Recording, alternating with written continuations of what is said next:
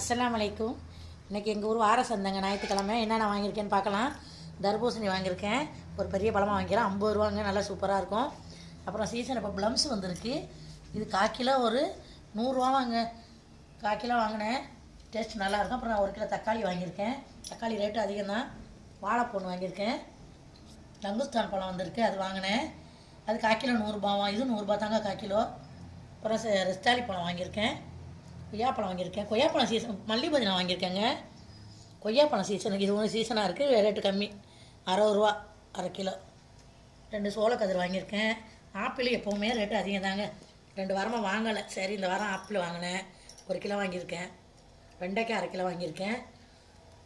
எண்ணெய் கத்திரிக்காய் சேலமணி சின்ன கத்திரிக்காய் 1/4 கிலோ வாங்கினேன். குடமிளகா வாங்கியிருக்கேன், பேரிக்காய் வாங்கியிருக்கேன், உருளைக்கிழங்கு வாங்கியிருக்கேன், பச்சை மிளகா வாங்கியிருக்கேன், பெரியவங்க நிறையா இருக்குது கொஞ்சம் வாங்கியிருக்கேன், பாவக்காய் கொஞ்சம் வாங்கியிருக்கேன், சாத்துக்குடி 1 கிலோ வாங்கினேன், கோஸு